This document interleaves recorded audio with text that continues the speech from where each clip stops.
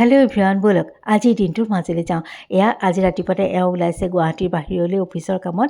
গতিকে সোনকালে ওলাইছে মানে ময়ো সোনকালে আজৰি হৈ যোৱা যায়। আৰু সোনকালে উঠিলে সেইদিনাখন দিনটো বহুত সোনকালেই মানে কামবোৰ হৈ যায়, ভালো লাগে। ৰাতিপুৱা উঠাৰ সময়ত অকণমান বাৰু এলাহ লাগে, কিন্তু উপায় নাই। যিহেতু আমাৰ ৰাতি খোৱা দেৰি হয়, গতিকে ৰাতিপুৱা বৰ এলাহ লাগে। পঠিয়াই লৈ ভাবিছোঁ একদম চিম্পুলভাৱে ব্ৰেকফাষ্টটো কৰোঁ। মানে ৰাতিপুৱা মই এনেও ব্ৰেকফাষ্টত বিশেষ জ্বলা মছলা এইবিলাক ব্যৱহাৰ নকৰোঁ। ৰাতিপুৱাতে পেটটো অকণমান ঠাণ্ডা পেলাই খাবলৈ ইচ্ছা কৰোঁ। সেইকাৰণে বন্ধাকবি ভাজিখন লৈছোঁ একদম চিম্পুলভাৱে বনাবলৈ। খালি হোৱাৰ সময়ত মই ইয়াত অকণমান গৰু ঘিউ ব্যৱহাৰ কৰিছোঁ আৰু এটা ফ্লেভাৰৰ কাৰণে দিছোঁ। ইয়াত মই নৰসিংহৰ পাত, শুকান যেতিয়া বন্ধাকবি ভাজিখন বনোৱা যায়, নৰসিংহৰ পাত কেইটামান পেলাই দিলে গৰমে গৰমে ভাজিখন খাবলৈ বহুত সোৱাদ লাগে। যদি আপোনালোকে খাইছেই, তথাপিও যদি খোৱা নাই খাই চাব পাৰে দেই। মই নমাই থৈ দিলোঁ আৰু ভাবিছোঁ ব'লক আৰু কিবা এটা কৰি লওঁ ব্ৰেকফাষ্টৰ কাৰণে। কণী 3টাও বইল কৰি লৈছোঁ। নায়েই পিছে, আমিকেইটা আছোঁ, গতিকে খাই লওঁ ব'লক। আৰু ভাবিছোঁ শুকান ৰুটিয়ে বনাই লওঁ। লুচি খাবলৈ বৰ মন যায়, মই বৰ ভাল পাওঁ, কিন্তু উপায় নাই। ঘৰত সকলোৰে ইটো সিটো অসুবিধা, গতিকে লৈ লৈছোঁ শুকান ৰুটি বনাই। আৰু এতিয়া ধুনীয়াকৈ ব্ৰেকফাষ্ট কৰি দিনটোৰ মাজলৈ যাওঁ ব'লকচোন, কি পাৰোঁ কি নোৱাৰোঁ। আজি এফালে যামো, আৰু মই যোৱাকালিও গৈছিলোঁ। আজিকালি বৰ বেছি ব্লগ কৰিও নাথাকোঁ বাহিৰত, গতিকে দেখুওৱা নহ'লে। লৈছোঁ মচুৰ দালি, তাতে স্কোৱাছো দি দিছোঁ। ঢাকনাখন মাৰি বহাইছিলোঁহে, মনত পৰিল আৰু এটা বস্তু দিবলৈ দেখোন থাকিয়েই গ'ল। ৰ'ব ঢাকনাখন খুলি লওঁ। ঢাকনাখন খুলি লৈছোঁ।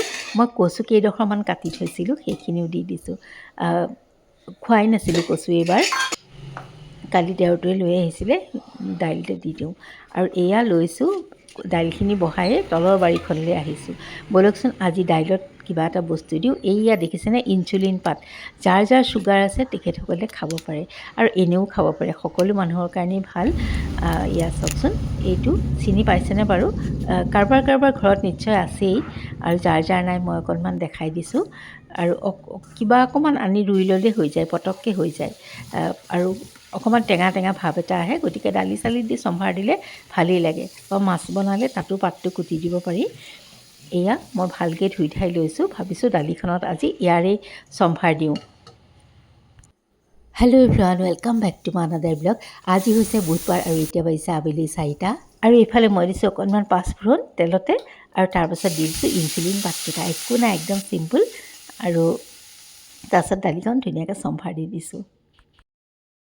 আৰু যাই আজি মাছ বনাইছে, তাই যিহেতু গৰমৰ বন্ধ, স্কুল বন্ধ চলি আছে, গতিকে মই ভাবিছোঁ এইফালে কলডিল এখনো ভাজি লওঁ। ভাতৰ লগত খাবলৈ বন্ধাকবি ভাজিখনো অলপ আছেই। আৰু ব'লক কলডিলটো ধুনীয়াকৈ গুচাই লওঁ। মোৰ কলডিলৰ এটা বেলেগ ৰেচিপিহে খাবলৈ মন আছিলে, পিছে মইহে ভাল পাওঁ, ঘৰত সকলোৱে শুকান ভাজিটোহে ভাল পায়। সেইকাৰণে আৰু উপায় নাই, ভাবিলোঁ শুকান ভাজিকৈ বনাই দিওঁ সকলোৱে খোৱা ধৰণে। আৰু বেলেগ এদিন বাৰু মই যিটো ৰেচিপি ভাবিছোঁ সেইটো বনাই আপোনালোকক দেখাম। খাবলৈ কিন্তু বহুত টেষ্টি হয়, আৰু এনেকৈ ভাজিলে শুকান ভাজিখনো ভাল হয়। এইটো পিছে এনেই আমাৰ পাহাৰীয়া কলডিলহে, কাৰণ দেখিছেই নহয় কলডিলৰ ছাইজটো, কিন্তু নহয়, কেঁহা নালাগে দেই। এইটো খাবলৈ ভালেই লাগে। কিছুমান কলডিল যে কেঁহা লাগে, এইটো নহয়। আৰু মই অকণমান মিঠাতেল দি দিছোঁ, কলডিলখিনি কাটি তাতে দি দিছোঁ অকণ হালধি, জিৰা ধনিয়া পাউডাৰ আৰু অকণমান নিমখ। কেতিয়াবা এনেকৈ কলডিলখিনি সানি থ'লে ভাল লাগে। আৰু তাৰপিছত কেৰাহীটো উঠাই দিছোঁ। ব'লকচোন কেনেকৈ বনাওঁ অকণমান দেখাই দিওঁ। দিছোঁ তেল, আৰু অকণমান মই জিৰা ফুটাই লৈছোঁ। ইচ্ছা কৰিলে পাঁচফোৰণ দিব পাৰে। অকণমান পিঁয়াজো ভাজি দিছোঁ, আৰু পিঁয়াজখিনি ভজা হোৱাত দিছোঁ ইয়াতে অকণমান আদা নহৰু, আৰু সেইখিনিও অকণমান ভজা যোৱাত ইয়াত দিছোঁ মই সৰুকৈ টুকুৰা কৰি লোৱা আলু কেইপিচমান, আৰু সেইখিনি এভাপ মই ভাজি ল'ম। আৰু ঢাকনা মাৰি অকণমান সিজিব দিছোঁ। আলুখিনি অকণমান সিজা যোৱাত ইয়াতে মই দি দিম এতিয়া কলডিলখিনি কাটি থোৱা। আপোনালোকে বাৰু এনেকৈ ভাজেনে? চাবচোন, এনেকৈ ভাজি খাবলৈ কিন্তু বহুত ভাল লাগে। আৰু মই মিডিয়াম ফ্লেমত ঢাকনা মাৰি ভাজিছোঁ। বহুত বেছি সময়ো নালাগে। চাওক ধুনীয়াকৈ জৰ্জৰীয়া পৰি গৈছে। আৰু এতিয়া মই এটা কাঁহী পাতলৈ ধুনীয়াকৈ কাঢ়ি থৈ দিম। আপোনালোকে ইচ্ছা কৰিলে ইয়াত অকণমান ঘিউ ব্যৱহাৰ কৰিব পাৰে, মই পিছে কৰা নাই দেই, এনেই ভাল লাগে। আৰু মোৰ ভাজি হৈ গ'ল, আৰু ভাবিছোঁ আপোনালোকে মৰম দিব। আৰু তেন্তে আজিলৈ আহোঁ।